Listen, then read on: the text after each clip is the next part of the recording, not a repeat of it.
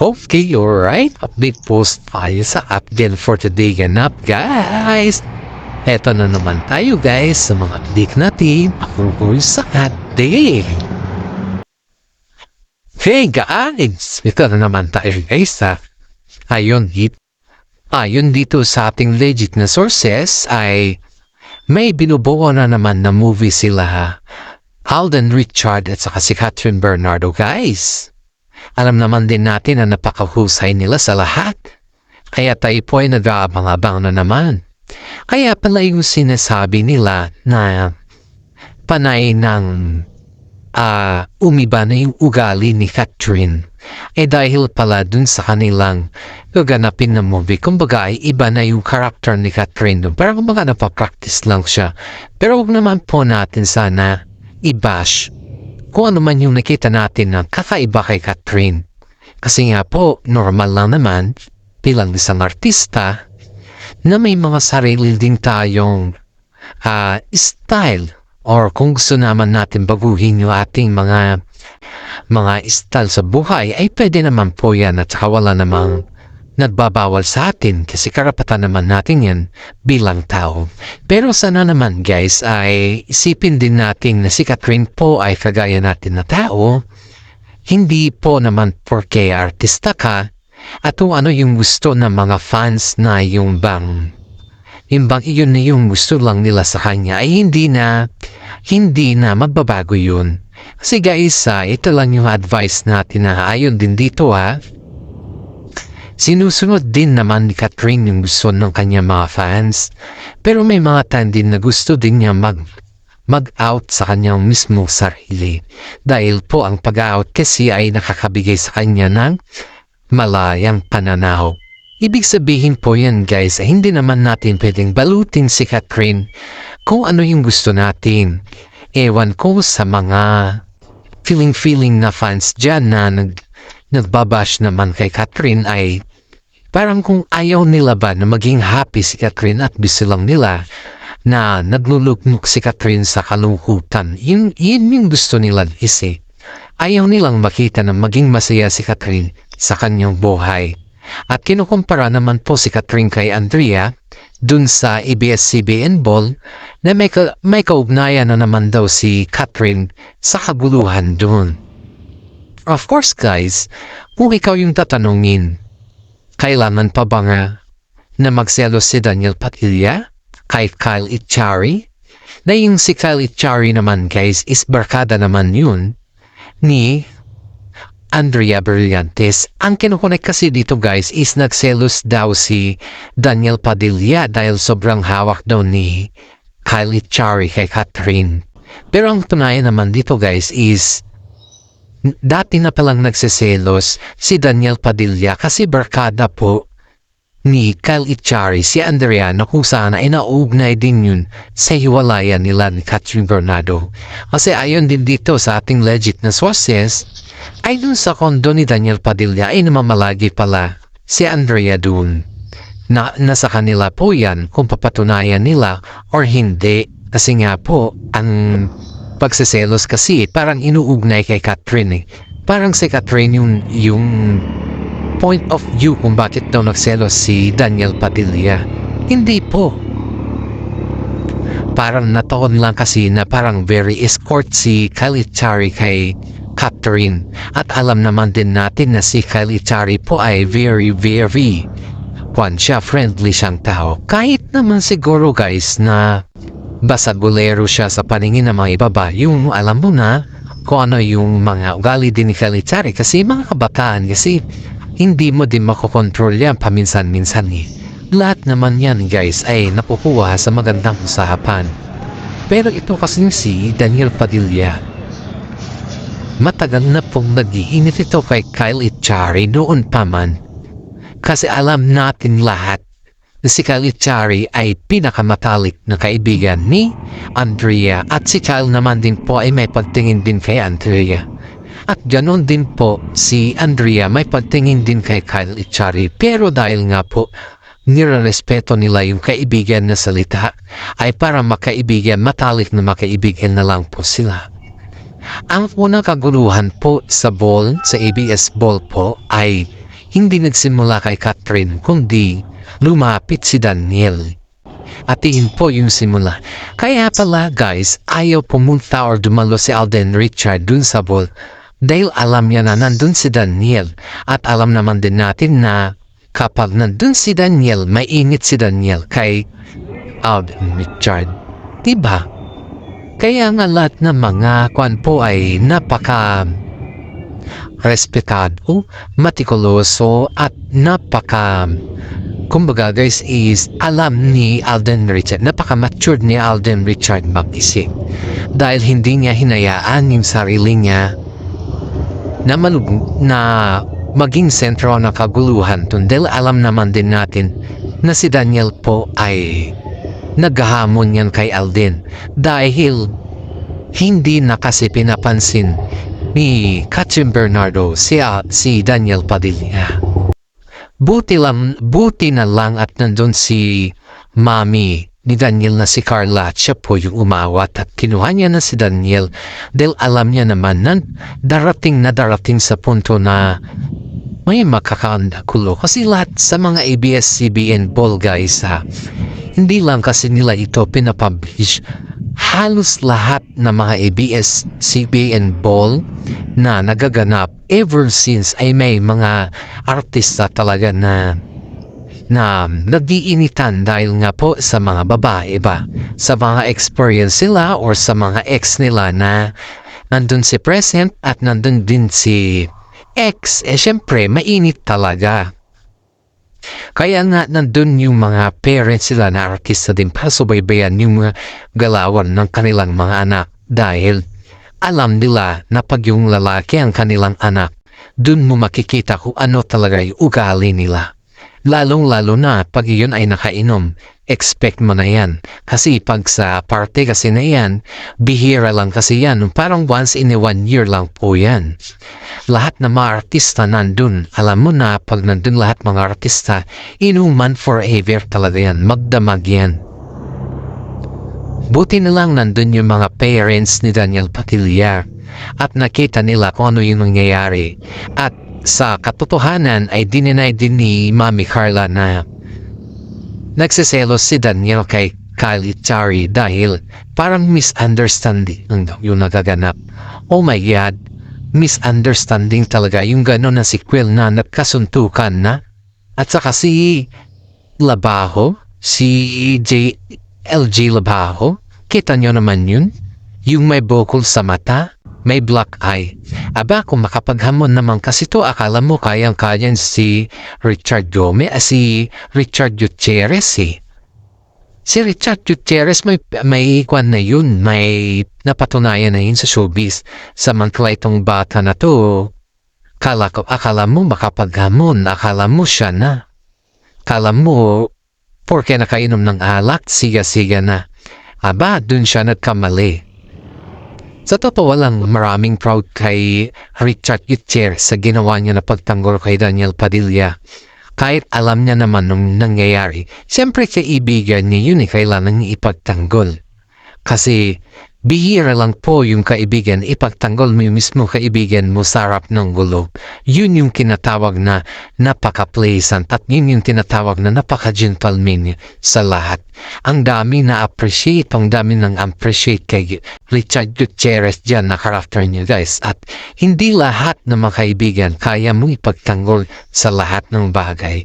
Pero itong si Richard Gutierrez, wow, ang sarap sa pakiramdam guys na pinagtanggol niya talaga. Yan yung sinasabi natin na tunay na kaibigan. Yung kaya ka ni ipagtanggol sa oras ng gulo. Diba? Kaya proud na proud yung mga netizen kay Richard Gutierrez dahil sa kanyang katangian na pinakita dun sa ball at kitang-kita naman natin yung kahansaman ni Richard dun. Balik po tayo kay Catherine guys. Nakipag-shake hand naman po si Richard kay Catherine dahil nga po ang nababas kasi doon ay si Catherine daw yung kaya daw nagkaroon ng gulo ay dahil daw kay Catherine at Tyre na talagang pinatindi daw ni Kyle na paghawak kay Catherine para magselos daw si Daniel Padilla. Ang tanong guys, bakit nagselos si Daniel Padilla? Pero ang katunayan naman guys, hindi naman kay Catherine yung pinagsiselosan niya, kundi si Andrea. Kasi di ba hawak-hawak ni Kalichari si Catherine tapos sumapit si Andrea. Nagkaroon ng konting tanong konting kamustahan. Siyempre magkaibigan mga yun guys eh. At saka siyempre alam mo naman si Kel, pagkaibigan yung tao, kaibigan talaga ang turing. Pero itong si Daniel talaga, naghahanap lang ng panahon para makausap niya si Catherine. Pero kita daw na makasama ni Catherine doon is na nilalayo talaga ni Catherine yung kanyang sarili kay Daniel dahil alam niya na naghahanap lang ng panahon or tempo si Daniel para kay Catherine. Pero kumbaga tinitignan niya lang kung saan yung availability na oras kay Catherine. Nakita daw kasi ni Daniel na umaaligid si Kyle kay Catherine kapag lumalapit si Daniel ay lumalayo din kasi si Catherine. Kaya napansin daw ni Kyle na medyo may gustong ipapahiwatig si Daniel sa kanya na layuan mo muna si Catherine para kausapin ko siya. Parang ganon siguro. Pero si Catherine daw guys ay nakita daw ng mga iba nilang kaibigan dun na talagang ayaw niyang kausapin si Daniel. Kaya inaksyonan daw si Kyle at ito naman si Andrea lumapit daw kay Kyle at yun nag-usap daw sila ni Kyle. Dun na naman yung nakita ni Daniel na napahawak daw si Kyle dun sa baywang ni Andrea. Dun na daw nag-spark yung galit ni Daniel Padilla guys. Kaya kung tutuusin natin ay hindi siya nagsiselos kay Catherine kundi kay Andrea yung reason. Kaya ang daming nagsasabi na parang pinapalabas ng nila na si Daniel Padilla nagsiselos kay Kyle dahil kay Catherine dahil hindi niya binigyan ng space yung dalawa. Hindi po guys, ang totoo talaga is kay Andrea Brillantes. Kaya nga po si Andrea that time nung nakita daw ni Daniel na sobrang yung hawak ni Kyle kay Andrea ay medyo lumayo daw si Andrea kasi inaksyonan daw niya. Si Daniel daw ay inaksyonan niya si Andrea. Siyempre alam mo naman na may tinatago sila Andrea, diba?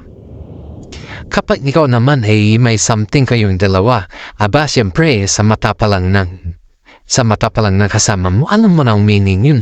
Alam mo na kailangan mo nang lumayo. At saka isipin mo din na yung mata pa lang niya, alam mo na may something na. Kaya yung sa atin dito guys, wag natin pahabain yung issue na nagsiselo si Daniel Padilla kay Kyle dahil kay Catherine, kundi dahil kay Andrea. Ang management nila Catherine guys ay kinuusap daw sila na masinsinan. After that event, kinubukasan ay nagkaroon ata ng konting usapan sa kanila. Siyempre hindi naman sila pinagharap guys kasi nga po alam naman din natin na ayaw talaga ni Catherine kay Daniel na kausapin Ayaw niya talaga mabigay ng mga space or time kay Daniel. Kasi kilala naman natin si Daniel Gusto niya talagang makuha si Catherine kahit kailan. At alam naman din natin na si Daniel ay may nililigawan na nasa Baguio. Ganong katindi si Daniel. Kaya kinuusap daw, ayon dito sa ating legit na sources, ay kinuusap daw si Catherine ng personal ng kanyang mga management at dun sa mga boss ng ABS-CBN kung ano yung umpisa ng kaguluhan doon. At iyon po ay inamin naman ni Catherine na hindi siya nag-umpisa at inamin din yun ni Kyle na hindi naman sila nag-umpisa kundi nagselos si Daniel dahil yung sa paghawak ni Kyle kay Andrea. Kaya nga po natatawa na lang daw yung management nila dahil ang lumalabas sa media ay nagsiselos si Daniel dahil kay Catherine sa paghawak ni Kyle. Aba, ang daming natatawa sa kanila, ang daming humalak, Dahil hindi daw nila sukat akalain na gawing issue na maging si Catherine yung dahilan na pagselos si Daniel. Pero ito nadulas po yung kaibigan ni Daniel guys, nadulas siya na hindi kay Catherine kundi nataon lang talaga na si Kyle ay kasama niya si Catherine at kasama din ni Kyle si Andrea. Yun yung katotohanan guys. Nakita niyo ba yung pormahan nila Andrea at saka si Daniel? Halos makakulay po yung kanilang ginamit dun. Dahil tignan mo, mas terno pa nga sila kumpara kay Catherine, diba? Dun mo nakikita guys na may kaugnayan pa rin yung dalawa. Ito pa, hindi lang po kaugnayan, kundi si Catherine din po ay talagang gustong-gusto niya na pumunta si Alden dun para si Alden yung magiging escort niya. Pero si Alden kasi napaka-mature niya mag-isip, ayaw niya kasi ng gulo. Kaya ito, nagkaroon na naman ng issue na si Alden Richard daw ay talagang ayaw kay Catherine. Pero hindi yan totoo guys, kasi may gagawin silang movie sa ngayon. At yun po ay inaabangan na ng lahat. At yung movie na yun guys, hindi na sa Amerika kundi ibang bansa na naman. So ibig sabihin magkasama na naman sila dun. Babalik na naman yung Kat din dahil ang asam talaga ng mga fans ay babalik ang Kat Del sa kanilang movie dahil sobrang lakas ng Kat din guys. Pero itong si Alden kasi guys, hindi niya pinapatulang kung anong klaseng pambaba sa kanya patungkol kay Daniel Padilla. Kasi pag iyan ay pinapatulan mo talaga, iyan ay lalawak at dumadami ang issue. Kaya itong si Alden Richard guys ay naging matino siya at naging practical siya. At napaka-mature niya mo isip. Siyempre, ikaw ba naman, Alden Richard ka? Habol at habor talaga yung mga babae sa'yo. Sa ganyan ba naman na ang galing mo? Sa pag-arte, pati si Catherine Bernardo sa iyo ay napasubak. Alam niya si Catherine guys, ayon dito sa ating legit na sources nahuhulog na daw kay Alden Richard sa kanya. Of course guys, sabi nga dito sa ating legit na sources ay nahuhulog na daw si Catherine kay Alden Richard. Kasi nga daw sa galawan ni Alden ay talagang mahuhulog ka. Kahit daw sinong babae dyan guys na kasama ni Alden sa pelikula or sa movie, assist talaga siya. Kumbaga guys is wala kang masabi. Lahat na mga gusto mo kainin, wano yung lalong-lalo na guys sa pagkain. Sobrang assist po si Alden Richard kay Catherine. Pati sa mga paghawak sa mga damit or something na yung pagwalk ni Catherine or yung mga bag ni Catherine na medyo marami ay talagang kitang-kita mo daw yung gentleman ni Alden Richard dyan guys. Kaya ang dami nagsasabi na kinokontrol lang daw ni Alden yung kanyang sarili dahil syempre ang dami nga din nagsasabi na hindi pa daw ready si Catherine. Ang sabi nga ni Catherine is single pa siya Wala namang formal na reaction si Mami Min dun kasi may nakapagsabi sa atin dito na si Ogie Diaz na si Catherine daw ay palagi daw sa Lucena at palagi daw sila doon nakikita ni Mayor. O diba? Si Mark daw. Kaya daw nagkaroon ng alitan sila Mami Min at saka si Catherine dahil daw sa kanya. Aba, ang katotohanan guys kinumpirma ni Catherine na single siya at ready to mingle. Yung mga issue din na kaya daw hindi na daw nag-i-effort si Daniel kay Catherine kasi hindi na daw pwede kasi nandyan si Mark. Aba, wala din po yung katotohanan guys. Kasi ang katotohanan talaga, single pa si Catherine at hihintayin na lamang niya kung ano yung magiging resulta yung sa kanya na ni Alden Richard. Kasi may mga pangako pala sila sa isa't isa guys na kung makapaghintay daw si Alden na maging ready si Catherine ay yun na daw yung sign na magpakasal sila. You know guys si Daniel ay inaasahan niya talaga na magpapakasal sila ni Catherine at the age of 30 niya. Kasi 21 pa lang 29 pa lang si Catherine Pero hindi yun nakatugma guys, hindi yun nakatotoo. Dahil nung 30 si Daniel ang dami niya nakababalaghan na ginagawa. Kaya nga iniisip na mga karamihan na mahirap i-commit ang iyong sarili sa mga bagay-bagay na hindi ka pa ready. Pero si Catherine guys, aminado naman na nakikita niya noon si Daniel na siya yung magiging future niya. Pero nag-iba ang lahat nung dumating si Alden Richard at nag-iba din ang lahat nung nagkaroon ng kaguluhan kay Daniel Padilla. Gumawa kasi siya ng rason kung bakit naging ganon na si Catherine na yun. Kaya hindi naman po natin masasabi na kasalanan ni Catherine ang lahat at kasalanan ni Alden Richard ang lahat dahil si Alden Richard naman po dumating sa buhay ni Catherine nawala na sila ni Daniel Padilla. Ang ganda nga ng blending guys Dumating si Alden Richard sa buhay ni Catherine na wala ng puso, diba? Kumbaga is free na si Catherine. Kaya hindi naman natin pwedeng sabihin na si Alden Richard ang napagulo kila Captain Bernardo. At hanggang dito na lang po yung ating update. Maraming salamat at God bless po sa ating lahat.